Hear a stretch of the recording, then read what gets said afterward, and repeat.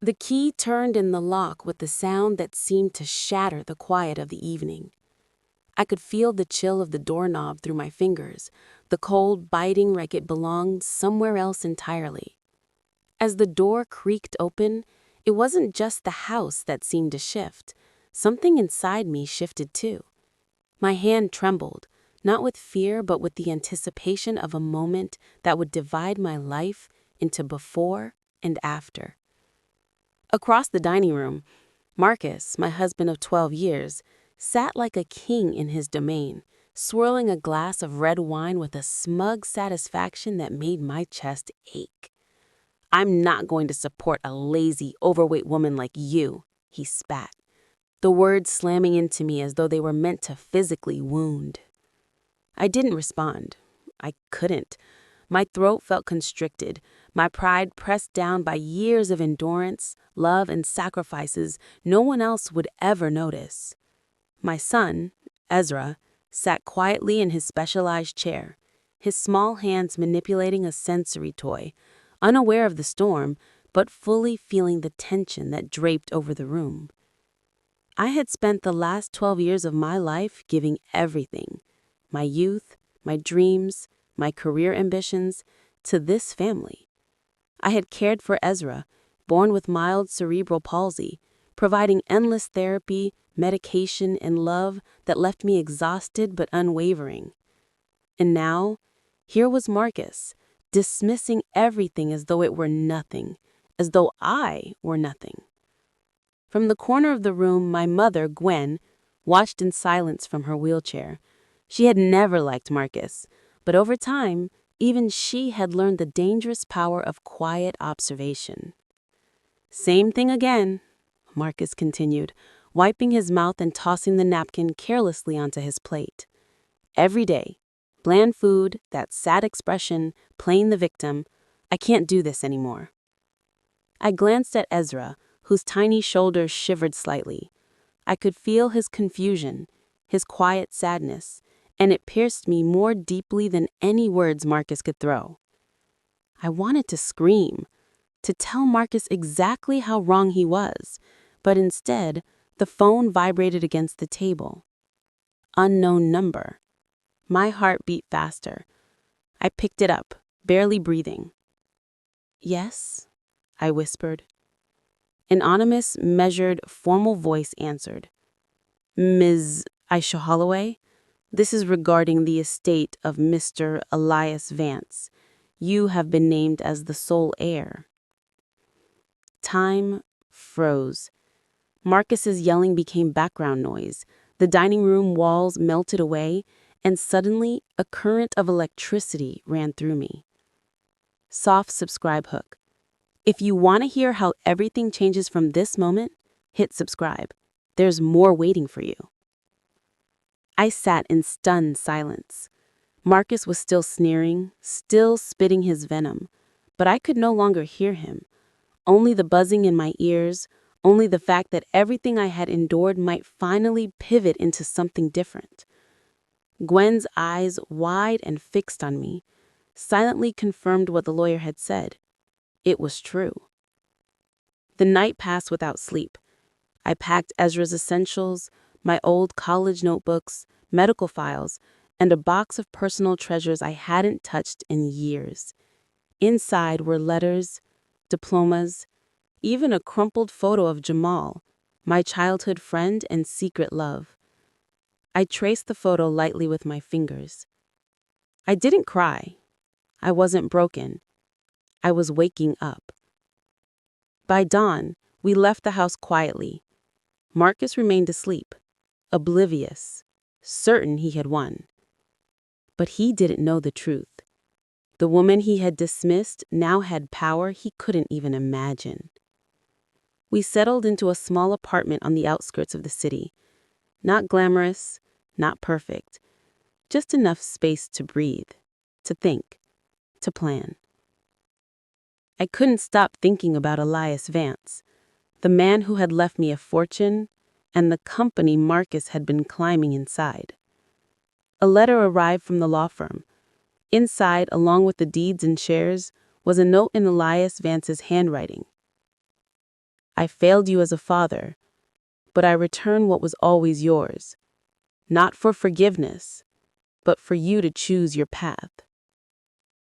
I held the paper, feeling the weight of years of silence and hidden truths pressing on me. Marcus, the man who had scorned me, was part of the empire that was now mine. Soft subscribe hook. Want to see how Aisha turns the tables? Subscribe now because what happens next is unforgettable. That evening, I prepared to step into the world I never knew, not as a victim, not as a shadow, but as someone with a plan. I didn't know the details yet, but I knew one thing for certain.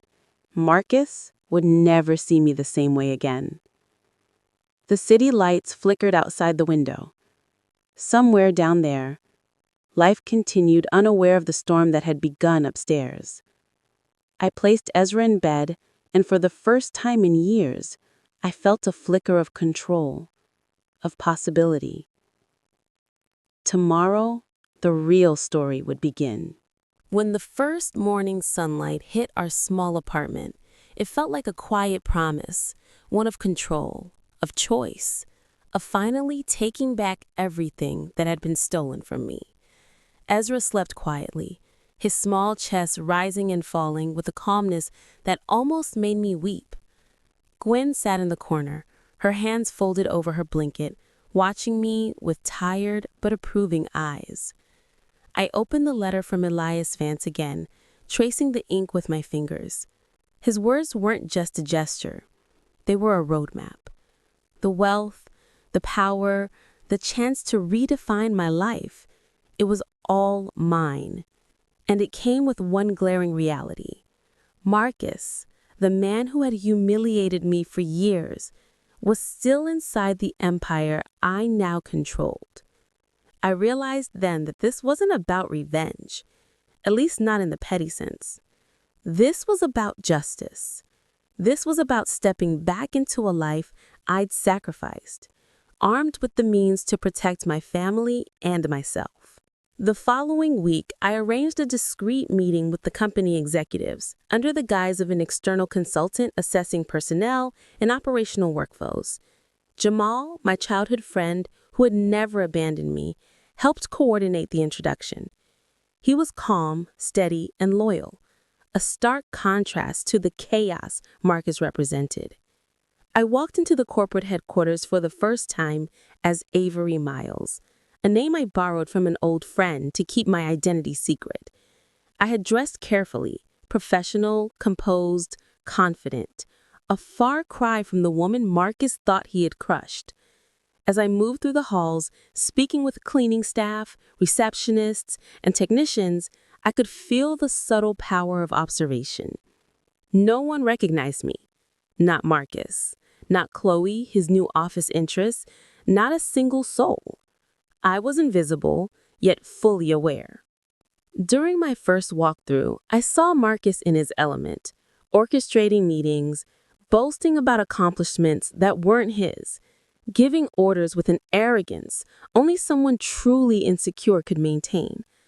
I could see the cracks in his facade, the overcompensation, the lies woven into every report he presented. And I smiled. Soft subscribe hook. If you think you've seen it all, subscribe. The way Aisha turns the tables will blow your mind. Jamal and I devised a strategy.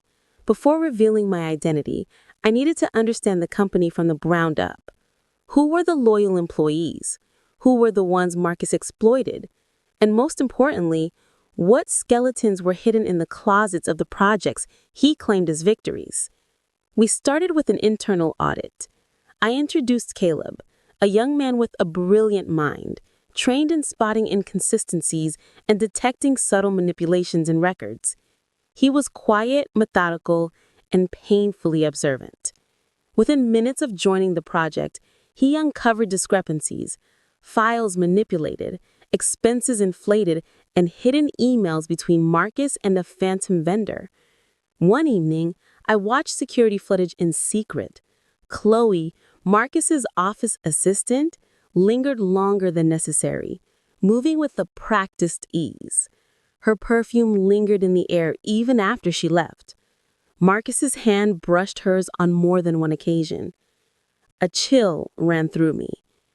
I had already suspected he was unfaithful, but seeing it concretely, the evidence staring back at me in grainy black and white footage, made the betrayal feel physical.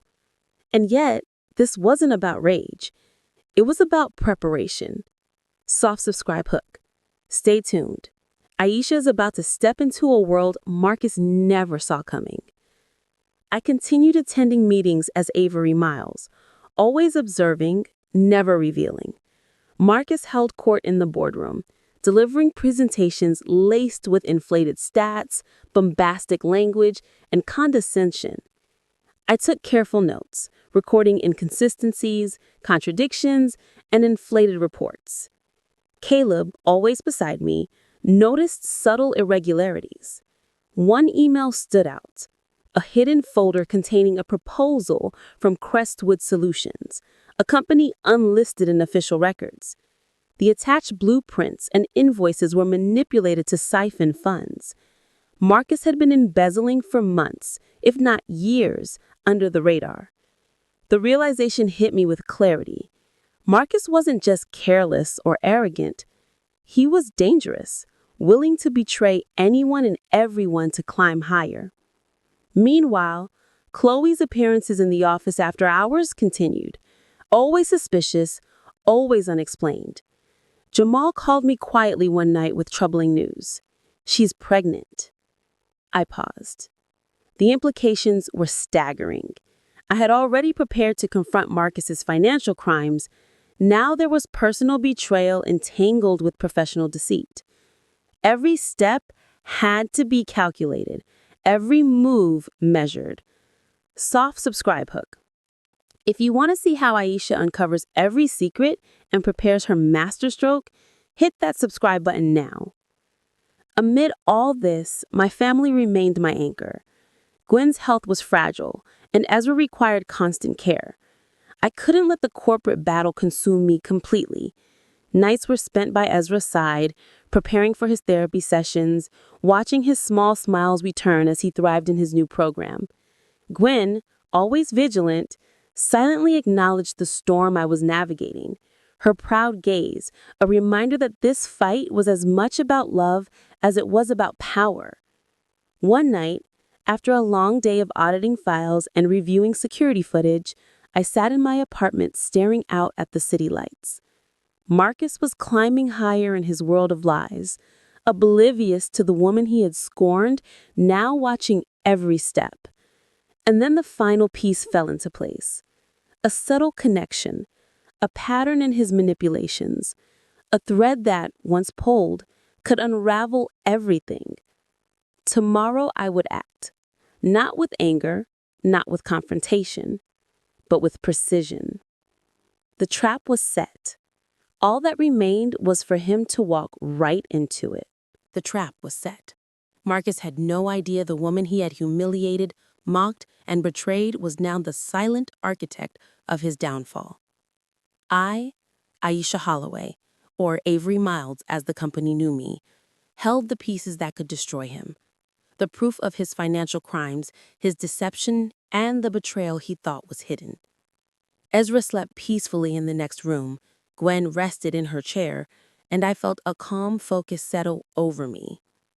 This was no longer about revenge. This was about justice, protection, and finally reclaiming the life stolen from me.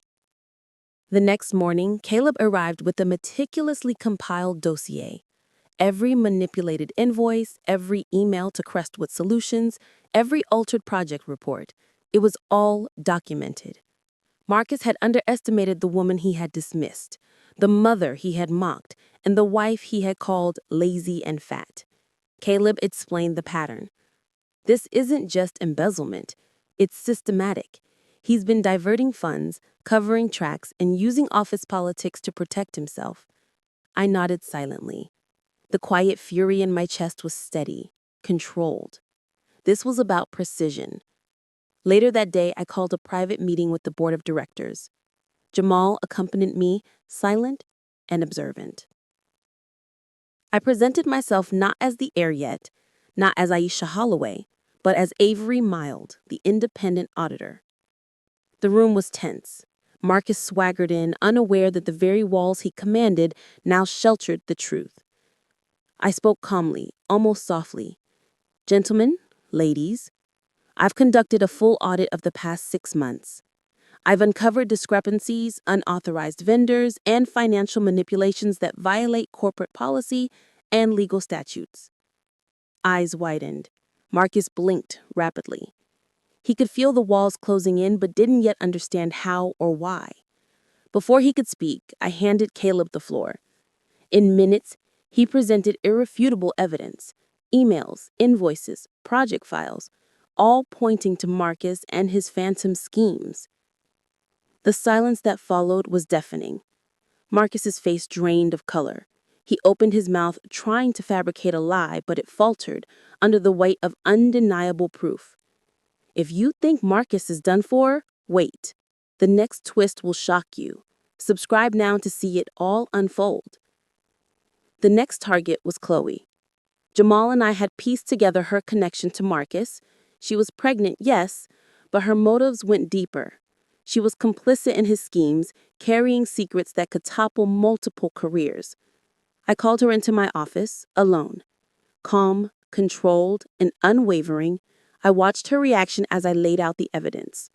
Her confident smile faltered. You've been spying, she whispered. I've been watching, I corrected softly. And I've been preparing.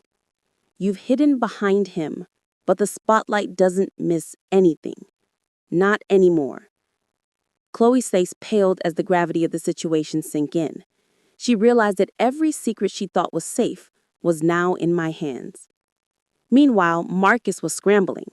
He tried to manipulate board members, threaten employees, and salvage what he could. But every step he took was countered. Every ally he thought he had was now watching him fall. I had one final move.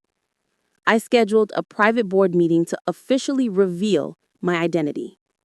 It was time for him to see the woman he thought he dismissed for years. Not broken, not helpless, but powerful, poised, and untouchable. Don't miss the final reveal. This is the moment Marcus finally sees his downfall coming. Boardroom lights glared down. Marcus sat at the head of the table, confident but tense. I stepped forward, removed my jacket, and spoke clearly, without hesitation. Marcus Sterling, you have been exposed for embezzlement, fraud, and abuse of your position. The woman you thought you controlled is the rightful heir of this company. I am Aisha Holloway.